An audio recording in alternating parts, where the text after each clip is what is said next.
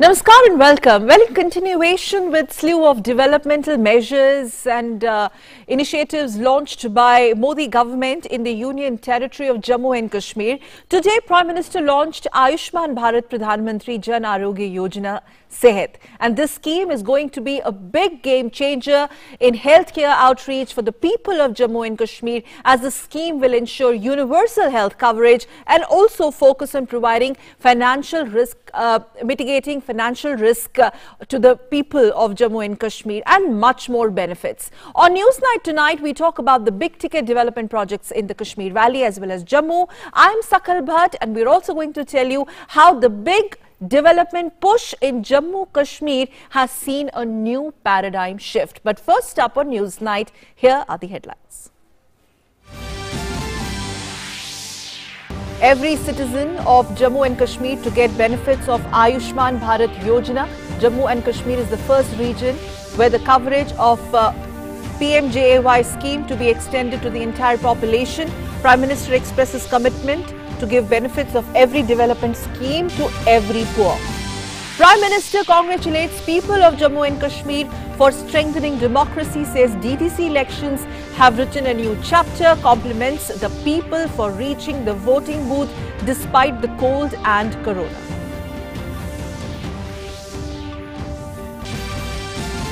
Union Home Minister Amit Shah says Prime Minister has made Eastern India a centre point of development, given opportunities to youth, started work on highways and railways and signed agreements on restoration of peace. Home Minister launches several projects in Assam.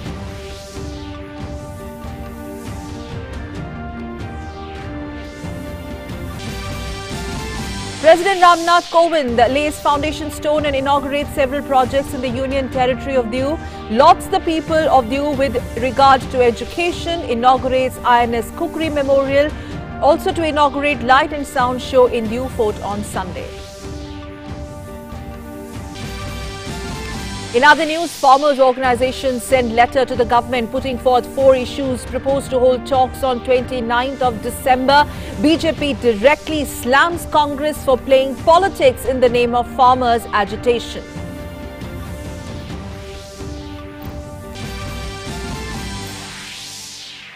Prime Minister Narendra Modi to share his thoughts with the people of the country in Mann Ki Baat program on Sunday, to be telecast on all networks of All India Radio and Doordarshan and broadcast in regional languages as well.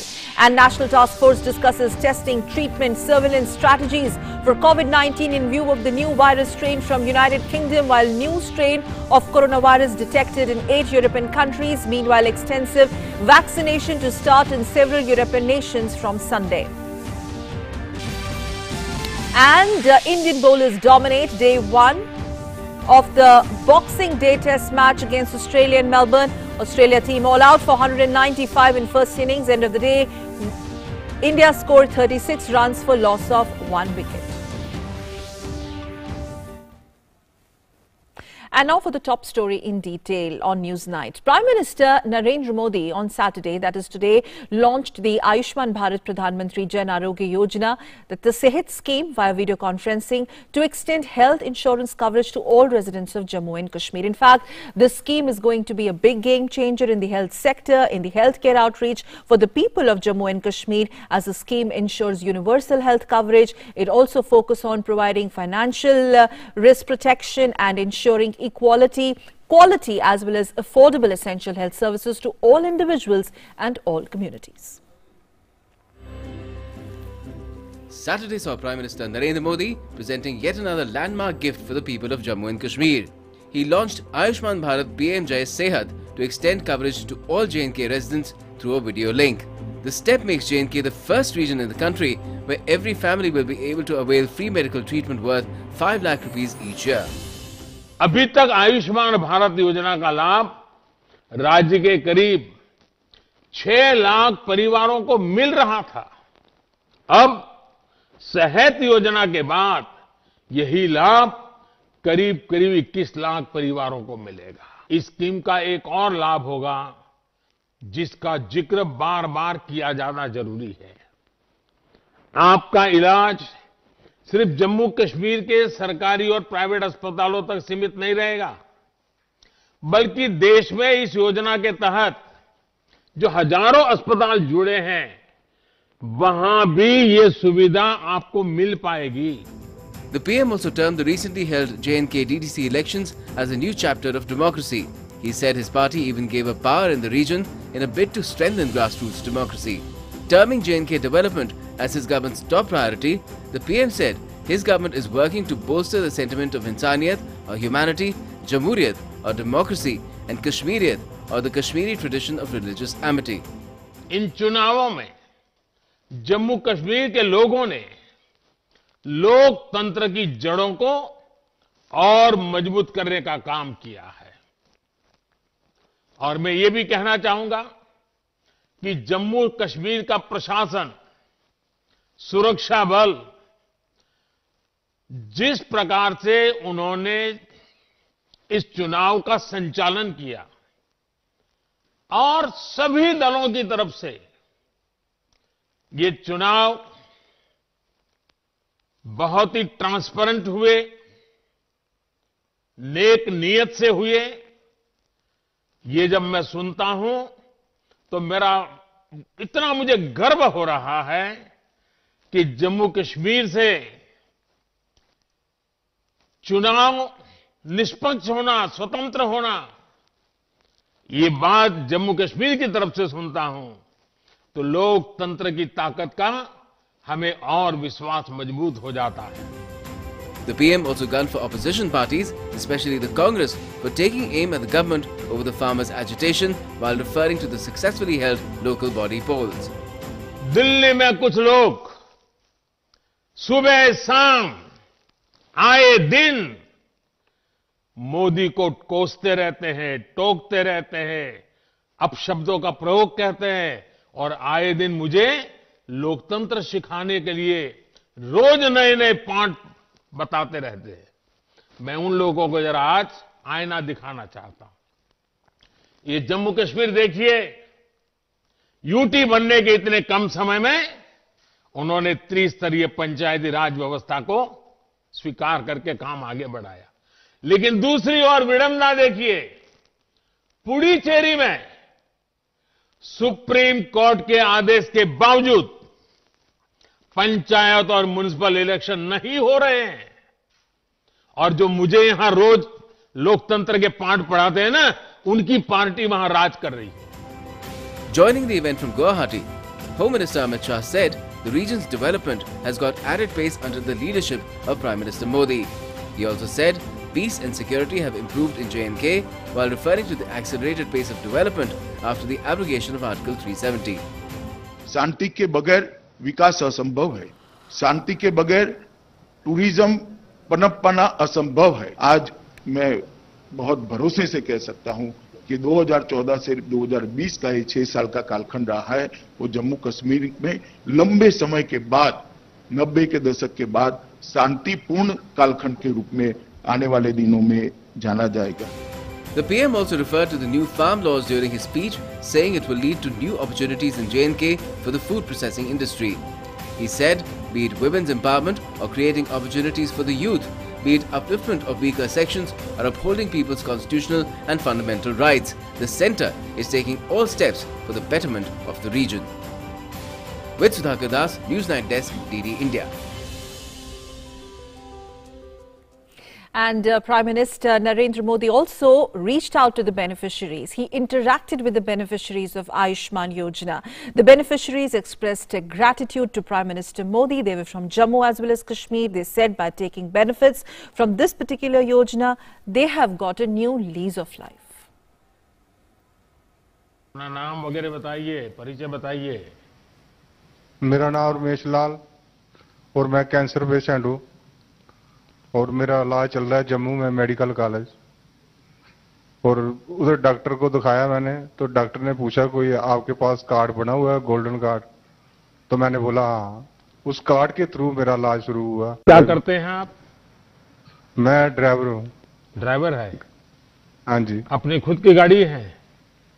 नहीं, किसी की ड्राइवरी करता हूँ। Cancer जब आपको हुआ पता चला तो पूरे घर में बहुत बड़ी चिंता हो गई होगी।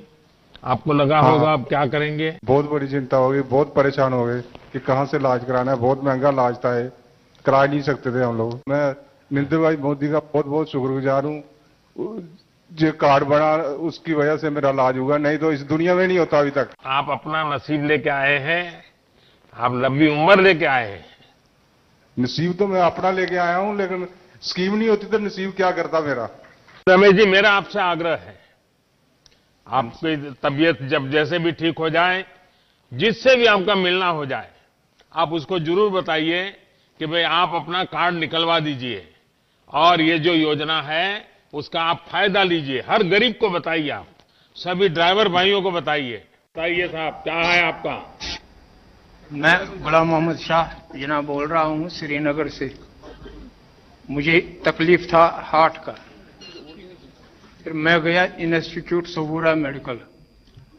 वहां मुझे पता चला कि मेरी 3 हार्ट की 3 सेल खत्म हो गई। डॉक्टर साहब से बोला मेरे पास इतना पैसा नहीं है, मैं गरीब आदमी हूँ। फिर उन्होंने कहा गोल्डन कार्ड बनाया, मैंने कहा नहीं मेरे पास नहीं है। फिर मुझे गोल्डन कार्ड बनाना पड़ा, जिसकी वजह से मुझे ऑपरेशन हो गया हार्ट का। कोई खर्चा नहीं हुआ आपको? नहीं, तब उस वक्त कोई पैसा नहीं लगा मुझे। अच्छा, और अभी तबीयत ठीक है? हाँ, चलता हूँ। हाँ, तो आप करते क्या हैं जी?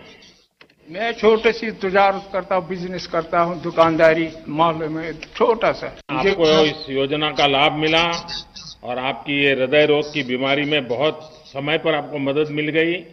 अब आपकी लंबी उम्र हो, और मेरा भी आपसे आग्रह रहेगा कि आप औरों को जरूर बताइए कि वो भी ये गोल्डन कार्ड निकलवा दें।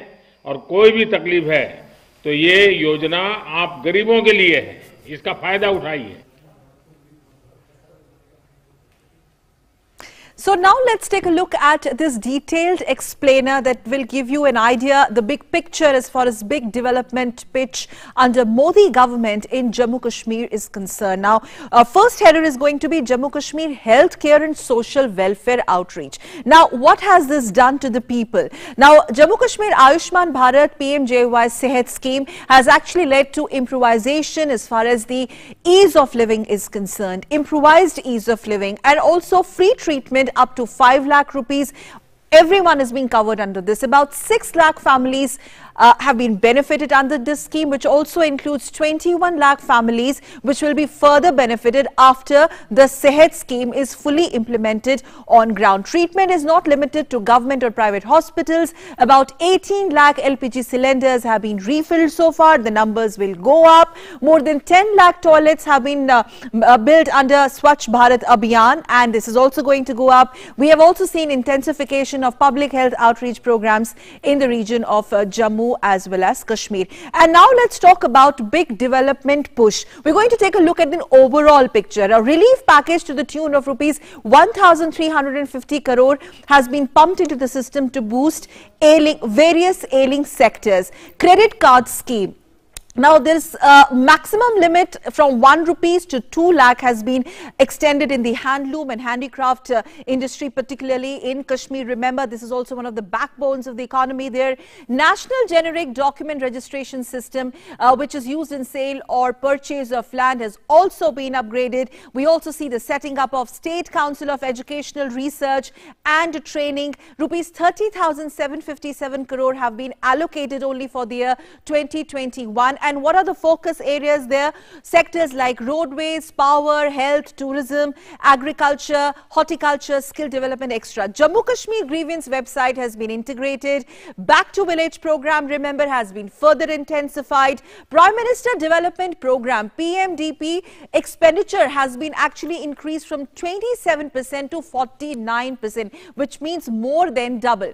Jammu Kashmir Infrastructure Development Finance Corporation has also now been set up. up to further boost these projects. Hydro projects have also seen a massive escalation. Massive push seen in transmission, in distribution, in power sector in the valley. Now also light rail transit system, metro for Jammu and Srinagar. The project also has been finalized. 7 new medical colleges have been operationalized, and some of them are also already underway. The money has been sanctioned, has been pumped in, and we're also looking at 1,400, at least 1,400 additional medical and paramedical seats that have been added in these institutions in Valley as well as Jammu. Take a look at school health card scheme. 8 lakh health cards have been issued so far. And talking about the popular midday meal scheme, this has also been devolved to panchayats. So basically the grassroots system further consolidates there, the panchayati system. 50 new degree colleges have been added, and this is important, viewers. This is the largest addition that Valley has seen in the last 70 years in the education sector. Now let's quickly take a look at the 100% achievement that is achieved in some of the schemes. Now, what are these schemes where we've seen 100% results? So, Bhagya scheme, it has covered more than 3 lakh beneficiaries. The numbers are right on your screen. Then you have Prime Minister Ujjwal Yojana. The numbers are right on your screen. More than 12 lakh beneficiaries under this. Mission Indradhanush has been extended to Jammu also, where 1,000 plus children and at least 381 pregnant women as of now have been vaccinated, and these numbers will naturally go up. Mission Indradhanush in the aspirational district program has also been implemented by the Niti Aayog there. They have adopted Baramulla and Kupwara district in Kashmir Valley. Swachh Bharat Mission, Jammu Kashmir has reached 100% ODF, that has been covered. Integrated Social Security State Scheme, numbers right on your screen, more than 5 lakh beneficiaries under that also. Himayat Scheme, 74,000 plus candidates have been already approved for training, which means more jobs. PM Kisan Yojana, Jammu Kashmir is leading in implementation here. Again, we are looking at more than 10 lakh beneficiaries being covered under this.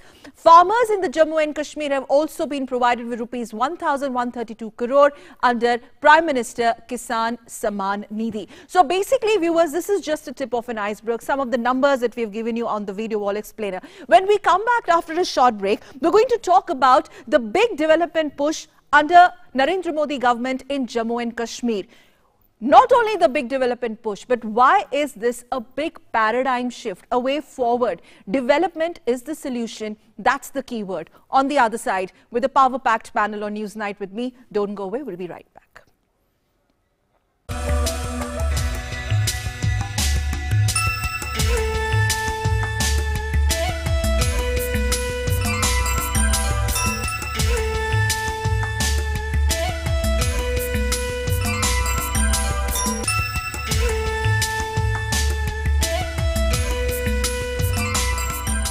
रविवार को हमारे साथ studio में होंगे विशेषज्ञ जो बात करेंगे कोविड-19 और स्वास्थ्य के बारे में।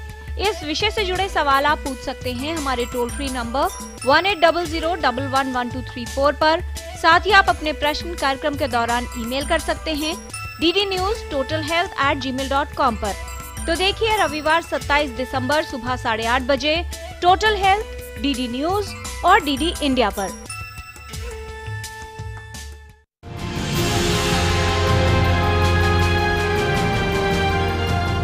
आपदा का सामना के इस अंक में हम जानेंगे 15वें वित्त आयोग की इस दिशा में सिफारिशों को केंद्र की मंजूरी के बाद आज इस बदले दृष्टिकोण में शमन यानी मिटिगेशन की अहमियत और इस दिशा में केंद्र, राज्य और एनडीएमए किस तरह आगे बढ़ रहे हैं। हम किसी घटना के शमन की बात नहीं करते, हम जोखिम के शमन की बात करते हैं। और इसमें इस बात को भी समझना जरूरी है कि आपदाएं कैसे पैदा होती हैं। अगर कोई भूकंप आए तो भूकंप एक प्राकृतिक घटना है, लेकिन भूकंप से होने वाली आपदा, जिसका मतलब कि जान माल की हानि, उसमें कुछ भी प्राकृतिक नहीं है, वो सब अप्राकृतिक है। 2 प्रकार का न्यूनीकरण और मिटिगेशन होता है। Thanks for staying with us on Newsnight, and it's time to talk about the in focus topic of the evening, and that is Jammu Kashmir development push, a new paradigm shift. We have Sajid Yusuf Shah joining us on the show tonight, social activist hailing from Jammu Kashmir, to talk about the paradigm shift in development push. Senior journalist Aarti Tikku is also joining me on Newsnight tonight, and also Professor Dipankar Sen Gupta from Jammu University. All three of them are there. I'm going to quickly start with you, Sajid. Sajid, coming to you. Tell us and explain to the viewers of Doordarshan National News Channel, why is this seen as an unprecedented move when we talk about development push, particularly post the abrogation of Article 370. In fact, before we just took a break, I'm sure you saw the detailed presentation. We talked about key development projects. The difference that it has made on ground, Sajid, what's the sense that you're getting, particularly in Kashmir Valley? Yes, see, actually, when we talk about Kashmir Valley, it's far different from other states.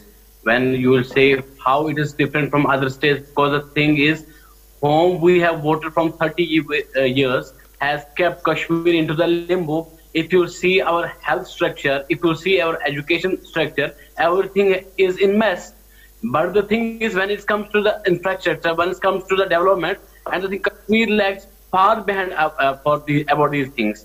When today Prime Minister Narendra Modi launched this scheme, Sehat scheme, it indicates itself what actually it is. And he spoke to many people here he was addressing the press conference. Many people spoke to Prime Minister directly, and they said what are their problems. And I think the way Prime Minister launched the schemes, and it will directly benefit to the people of Kashmir, because Kashmiris are because the Kashmiris have always seen tough life. If you see in the winters, we don't have electricity. If you will see in the winters as well as in summers, our education system is in limbo. If you will see health structure is totally in mess.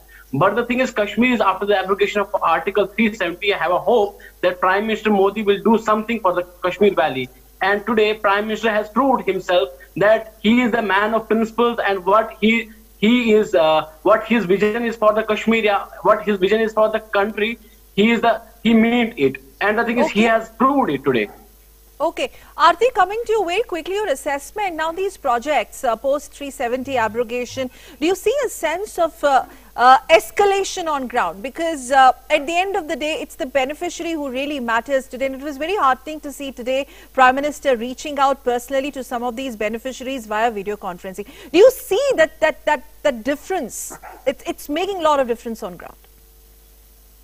Clearly, there is a major difference since the state of Jammu and Kashmir was reorganized last year on August 5th, and a union territory was created out of it.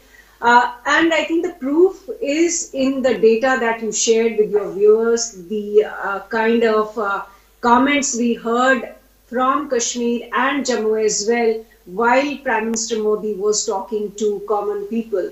I think that certainly gives us an indication about how and what people really expect from the government today, and what their expectations are from the administration in Jammu and Kashmir for their future.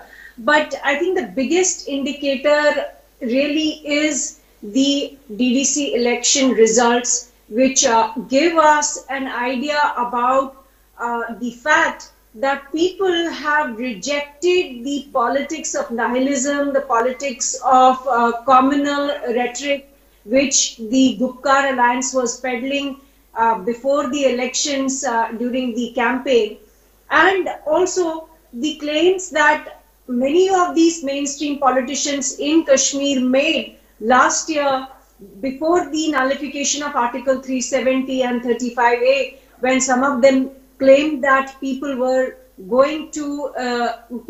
had lost their faith in Indian democracy, people have no interest in Indian constitution, nobody was going to raise India's flag in Kashmir. And yet the DDC elections have shown us that people have rejected all those claims, and they are really interested in the development, and they're also confident that Indian democracy can deliver that development to them. That is why people came out to vote. That is why people rejected Gupkar Alliance in terms of the fact that the Gupkar Alliance did not get a majority. They are not the single largest alliance in the an entity in the electoral politics of Jammu and Kashmir, and also the fact that Gupkar Alliance had come on the agenda that they will restore Article 370 and they would restore the special status of Jammu and Kashmir.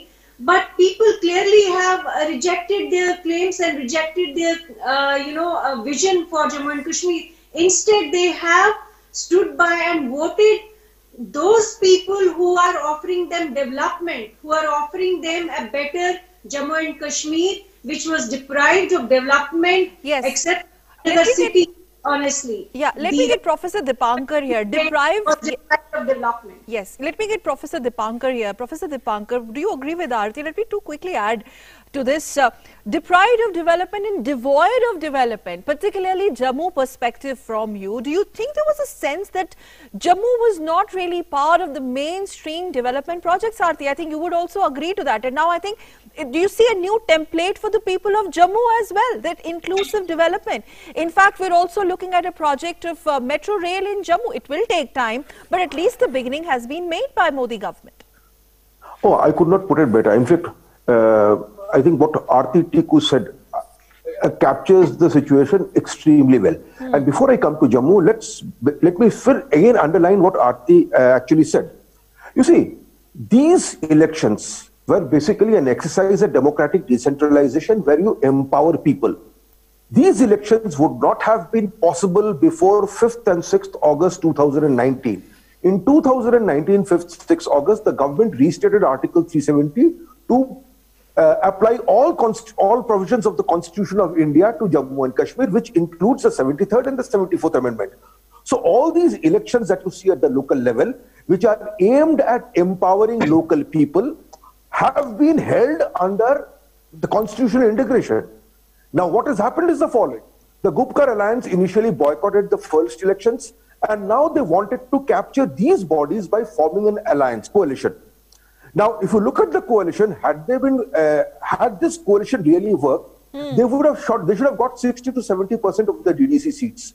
But the people of Jammu and Kashmir have voted in those people who made local issues and development issues their agenda. 60% of the people elected have come on local issues and have come on a agenda issue, which is the aim of this particular elections. Now, let me come to Jammu. You see, you had initially a paradoxical situation where you had a state which had autonomy, but which was extremely centralized. You see, it guarded its powers very, very jealously. It would not distribute powers to the villages. It would not give powers to the blocks. It would not give powers to the zillas, the districts. In a centralized setup, you basically have a tendency to concentrate all investment and all welfare activities in selective areas. And that happened to be Srinagar. If you look at infrastructure outside Srinagar, there is some infrastructure in the valley, but one area which was really left out was Jammu, especially the hilly areas of Jammu. If you look at road infrastructure, compare Jammu to Srinagar or the valley, Jammu suffers very badly. Yes. And what makes it very bad for the people of Jammu is that they are looking at the neighboring state Himachal, which is so well connected. They are looking at the power situation in Himachal, where there never seems to be load shedding. And here is Jammu with a similar terrain, very poor roads, very poor power, and as a result of which industrialization would not take off. Absolutely. And except for tourism to Mata Vaishno Devi, the kind of tourism that Himachal saw, you would not see in Jammu or for that matter in Kashmir as well. So this was a peculiar situation where a handful of people held on to power. They used Article 370 as a valve to stop all enabling legislation, all liberating legislation. Dipankar, to basically Professor, captured the institutions and looted the state. Yes. Professor Dipankar, let me quickly get Sajid. You made a very important point there. Sajid, there was a lot of reluctance initially. You've done shows with us earlier also, remember, immediately after the abrogation of 370. It's a bit of a reluctance to actually accept the change because there was so much of mudslinging and fear-mongering by the so-called regional parties which are now fighting for relevance today as we speak. Now it's been a little more than a year. Modi government walked the talk of that promise that we will initiate a political system, political engagement / dialogue.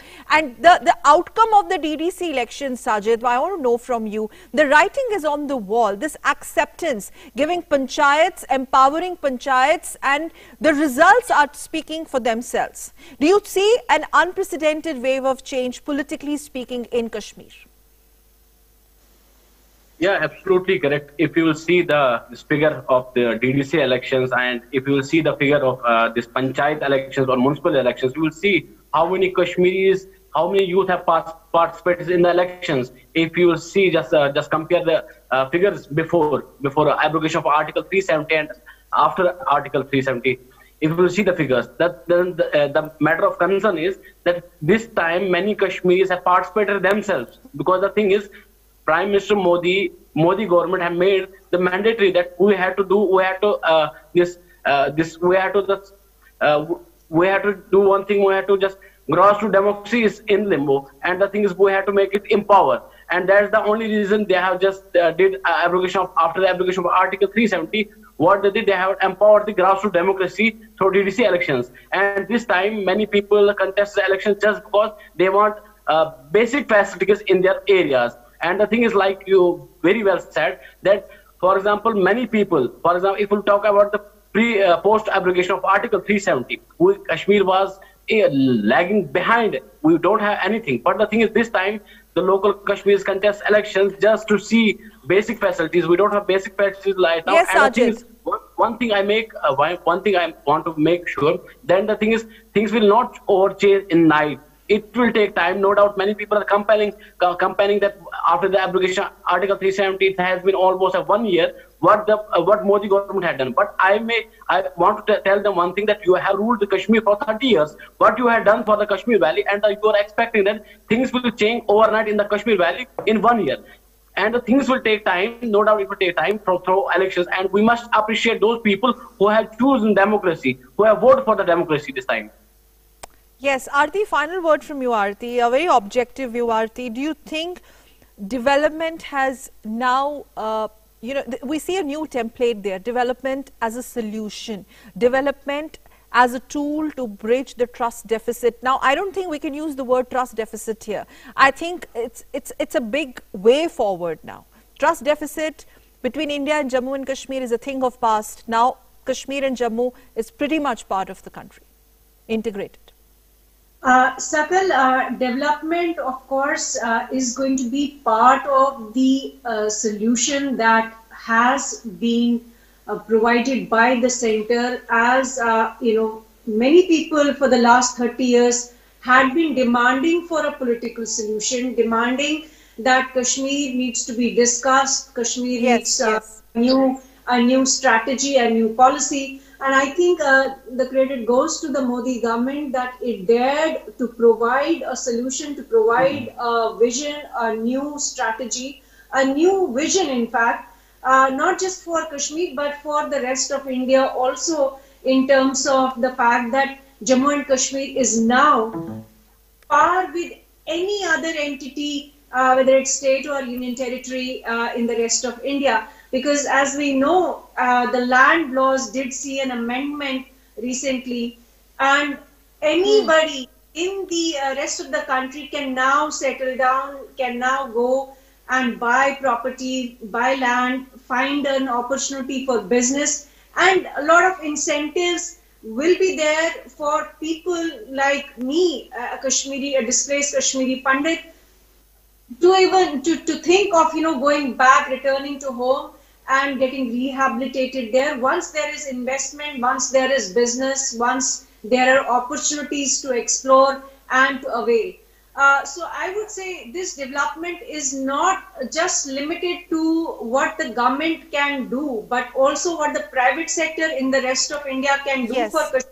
All right, Aarti, yes. I'm sorry, I'm cutting you short. You're really running short of time, but point well taken. Many thanks, Aarti Tikku, as well as Sajid Yusuf, as well as Dipankar, Professor Dipankar Singh Gupta from Jammu for joining us. All of you, many thanks for joining us on Newsnight tonight. Thank you. Well, let's move on and talk about the other big stories that we are tracking for you on Newsnight. Union Home Minister Amit Shah, who is on a 3-day visit to the Northeast today, formally launched various mega schemes for Assam, which included Assam Darshan scheme, under which around 8,000 Namgar or Assamese prayer houses have been given a financial assistance of 2.50 lakh rupees each. Here's a detailed report. On a visit to Northeast in Assam's Guwahati, Union Home Minister Amit Shah presented a bouquet of development projects in the state on Saturday. He also slammed opposition parties. Mentioning the problem of infiltration and floods in Assam, he said that the BJP is one such party which will altogether wipe out infiltration in the state. Assam की सबसे बड़ी समस्या दो ही है, घुसपैठ और बाढ़। ये कांग्रेस और बाकी सारे इन्ना गुन्ना दल है, वो घुसपैठ रोक सकते हैं क्या, जरा बताइए? घुसपैठ भारतीय जनता पार्टी की सरकार ही रोक सकती है। नरेंद्र मोदी के नेतृत्व में भाजपा सरकार ही घुसपैठ को रोक सकती है। The Home Minister said that there was a time when separatists used to give arms in the hands of the youth, but now almost all armed insurgent groups have joined the mainstream. जमाने में सारे राज्यों के अंदर separatist अपना agenda चलाते थे, युवाओं के हाथ में बंदूक पकड़ाते थे। आज सारे हथियारी ग्रुप धीरे धीरे धीरे मुख्य प्रवाह के अंदर शामिल हो गए हैं और आज युवा अपने नए स्टार्टअप के साथ, विश्व भर के युवा के साथ स्पर्धा कर अपने अष्टलक्ष्मी को भारत की अष्टलक्ष्मी बनाने की दिशा में आगे बढ़ रहे हैं। Reacting to the protest movement by farmers in Delhi and its vicinity, Home Minister appealed to the farmers to sit for talks to find a solution. कुछ लोग कृषि सुधारों के लिए बड़ा आंदोलन कर रहे हैं। मैं सभी को आज के मौके पर अपील करना चाहता हूं कि आप मेन स्ट्रीम के अंदर आइए, सरकार के साथ चर्चा करिए और सरकार के साथ चर्चा कर समस्या का समाधान ढूंढिए। The Home Minister launched various mega schemes for Assam as well. These included Assam Darshan scheme, under which 8,000 Namghars or Assamese prayer houses have been given a financial assistance of 2.5 lakh rupees each. Besides that, the Home Minister also laid the foundation stones for the second medical college in Guwahati in Amin Gaon, 3 flyovers in the city and 9 law colleges for the state, and also launched a project for developing Saint Shriman Shankar Dev's extremely prestigious religious institution, Batadrava Than, on the lines of the Golden Temple in Amritsar. With bureau inputs from Guwahati, Kamal Bora's report, DD India.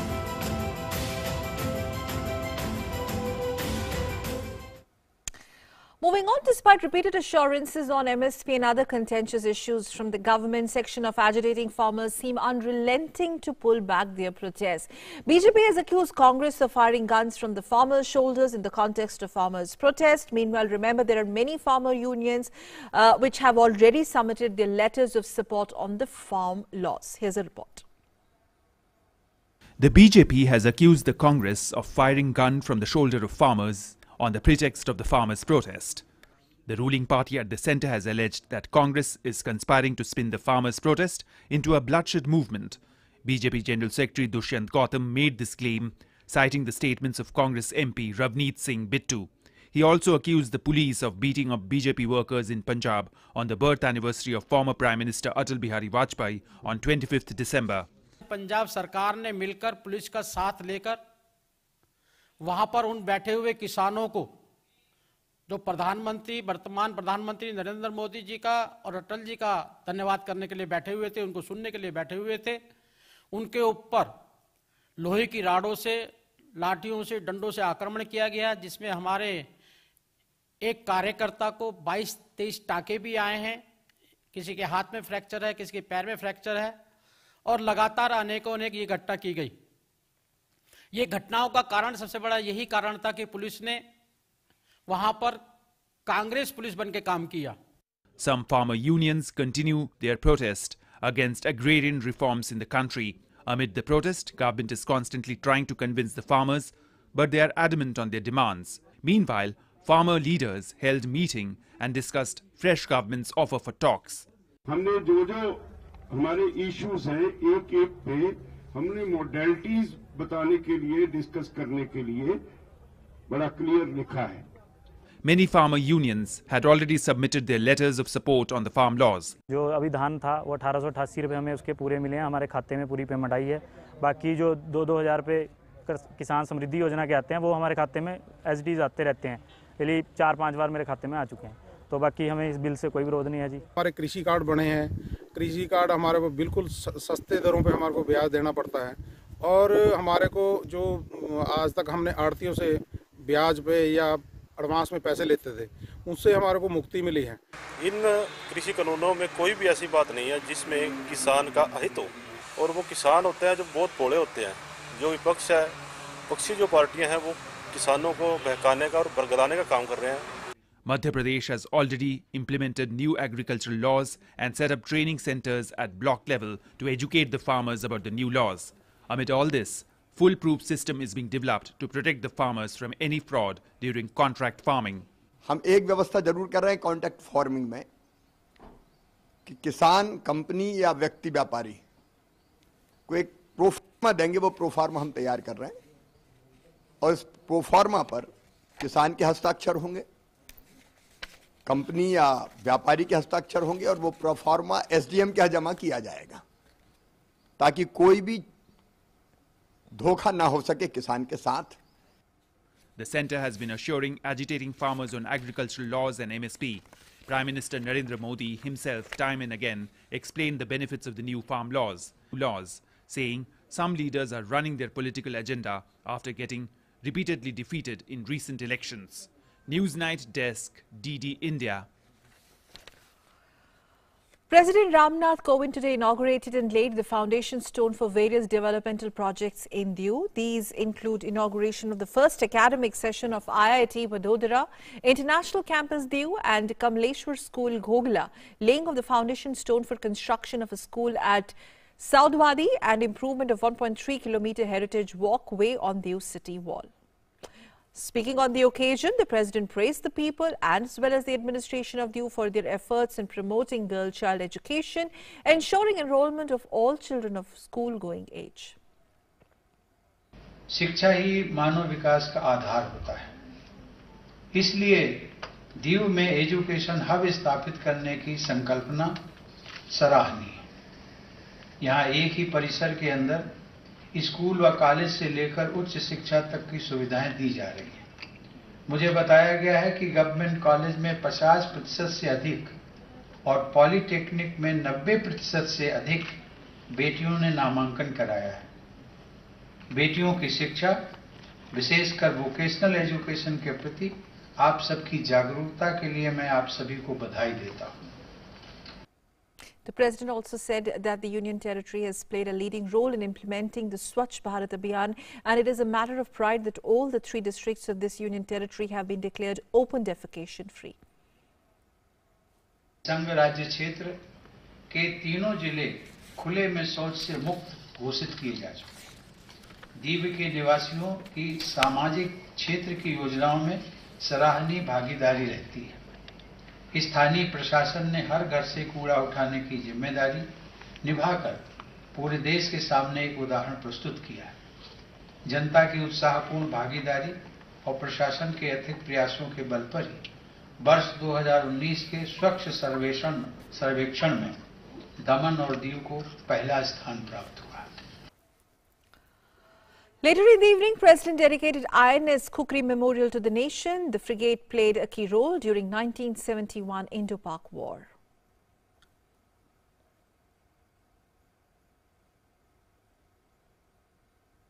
In other news, Vice President M. Venkaiah Naidu delivered 3rd Atal Bihari Vajpayee Memorial Lecture in Hyderabad. While addressing the gathering, Vice President said that Atalji gave a big push to domestic and foreign investment initiatives like creation of jobs, boom in IT industry, urban modernization, improved India's image in the world. Atalji as a Prime Minister kept on focus on untangling the hurdles that were coming in the way of socio-economic transformation. He gave a big push to increase the domestic and foreign investment, modernization of public and industrial infrastructure, creation of jobs, rising high-tech. This high-tech, I think, was inaugurated by Atal Bihari Vajpayee. And IT industry, and urban modernization, and expansion. These initiatives improved the international image of our country.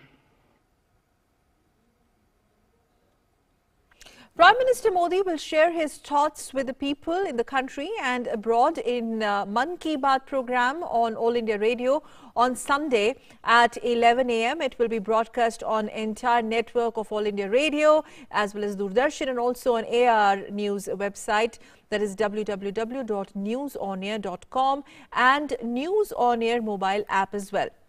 It will also be streamed live on the YouTube channels of All India Radio, DD News, PMO and Information and Broadcasting Ministry. Prime Minister Narendra Modi will inaugurate India's first ever driverless train operations on Delhi Metro's Magenta Line, Janakpuri West, Botanical Garden, along with the fully operational National Common Mobility Card service on the Airport Express line on Monday. This is going to be via video conferencing, and these innovations will herald a new era of travelling comfort and enhanced mobility. The driverless trains will be fully automated, which will eliminate the possibility of human error. After the start of the driverless services on the Magenta Line, the Pink Line of the Delhi Metro is expected to have driverless operations by the mid of 2021. The National Common Mobility Card, which will be fully operationalized on the Airport Express line, will enable everyone carrying a RuPay debit card issued from any part of the country to travel on the Airport Express line using that card. Now, this facility will become available on the entire Delhi Metro network by 2022. The counting of votes for Panchayat and municipal bodies in Arunachal Pradesh was held on Saturday. BJP has swept Pasighat municipal body elections by clinching 6 of the total 8 wards. For the BJP, former Pasighat Municipal Council Chief Kalik Doruk and 5 other new faces have won these polls. Opposition Congress has managed to retain only 2 seats. In the 20-seat Itanagar Municipal Corporation, BJP has won 10 wards. JDU 9 and NPP managed to win only 1.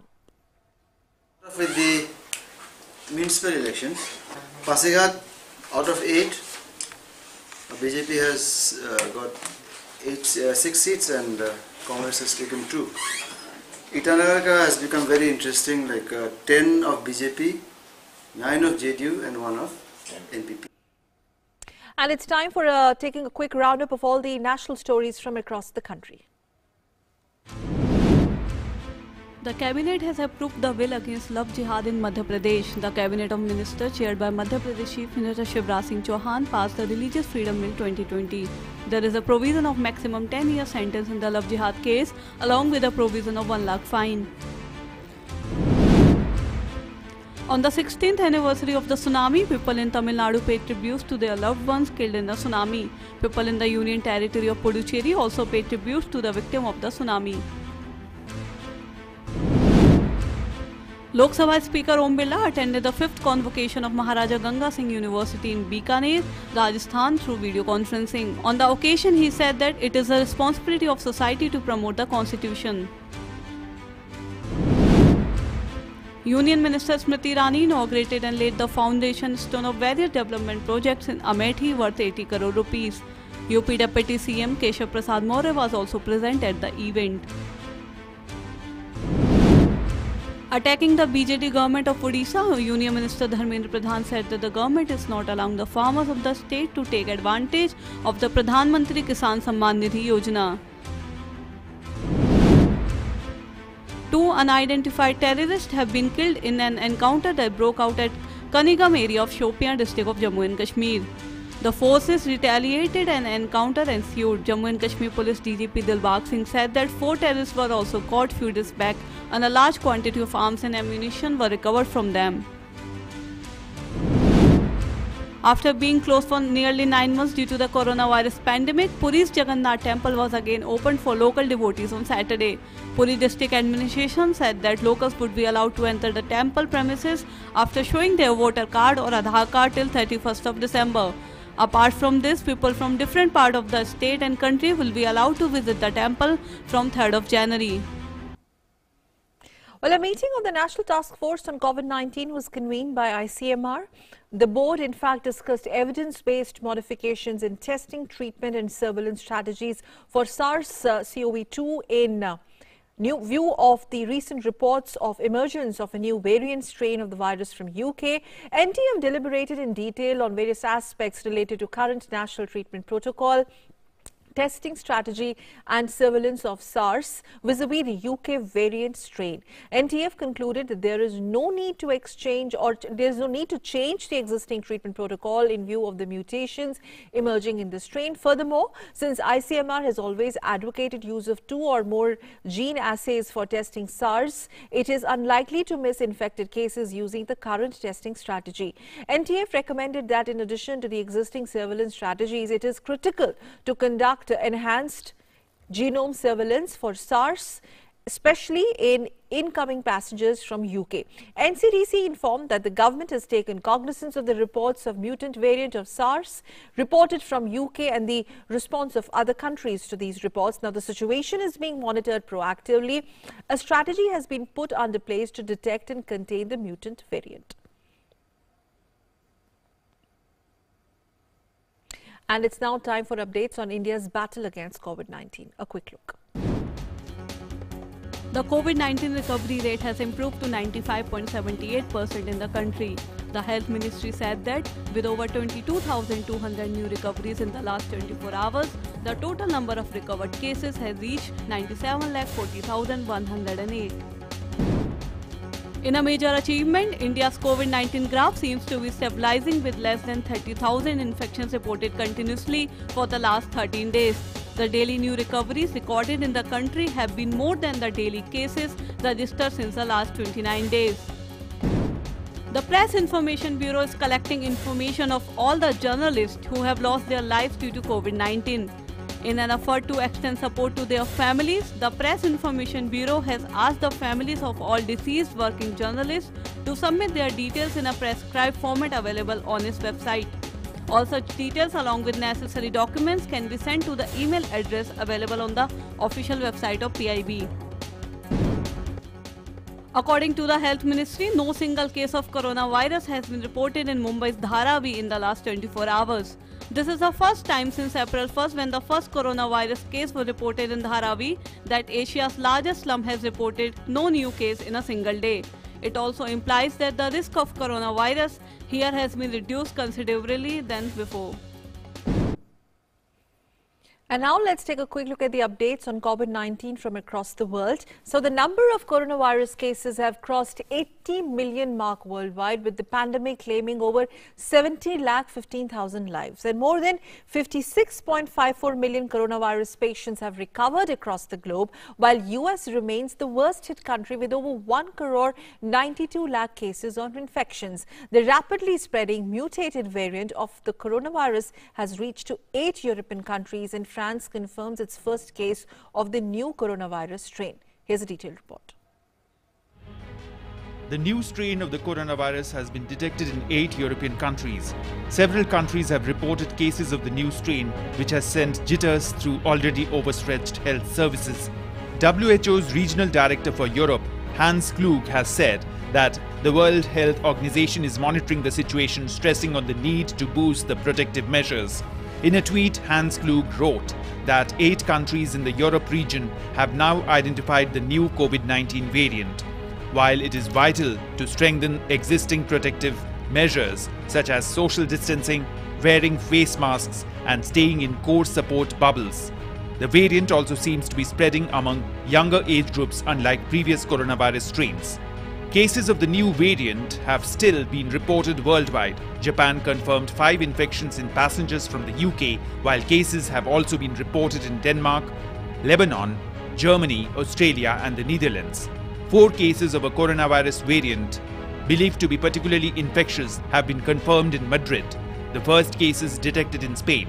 Spain's government officials said that all the 4 cases involved people who recently arrived from the UK. In France, the first case of the mutated variant of the coronavirus has been detected from a person who returned from the UK. As per the French health authorities, the person is asymptomatic and has self-isolated. In China, 2 new locally transmitted confirmed COVID-19 cases have been reported in Beijing. The new variant of the virus has forced countries across the world to impose travel ban on England.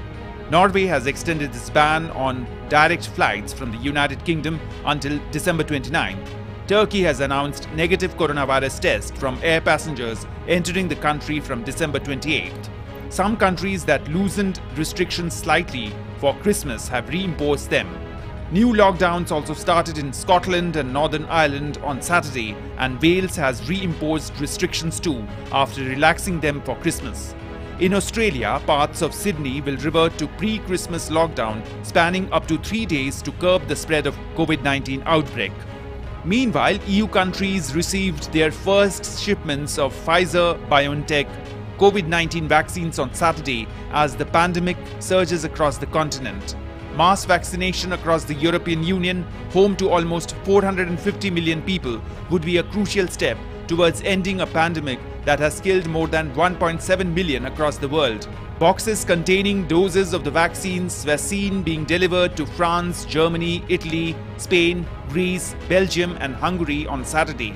Hungary started vaccinations immediately a day ahead of most EU countries. France's first doses of the Pfizer-BioNTech coronavirus vaccine were delivered early Saturday to the Paris Hospital System's central pharmacy. Spain, too, received its first deliveries of a COVID-19 vaccine produced by Pfizer ahead of a mass inoculation program on Sunday. The first doses of the BioNTech Pfizer coronavirus vaccine arrived in Germany's 16 states on Saturday. Today is delivery day, and tomorrow vaccination against COVID-19 is beginning across the European Union. The vaccine is made available at the same time to all EU countries. And people will start taking the vaccine in Athens, in Rome, in Helsinki, in Sofia, you just name it. Our European vaccination days are a touching moment of unity and a European success story. Very soon we will have more vaccines once they are proven to be safe and effective. Russia on Saturday approved its main COVID-19 vaccine, Sputnik V, for use by people over the age of 60. People over 60 have thus far been excluded from Russia's national inoculation program, according to a new study. The mutated coronavirus strain that's been spreading appears to be more contagious and will likely lead to higher levels of hospitalization, Bureau Report, DD India. And with that, it's time to wrap up this edition of News Night on DD News and DD India. Thank you so much for tuning in. Namaskar.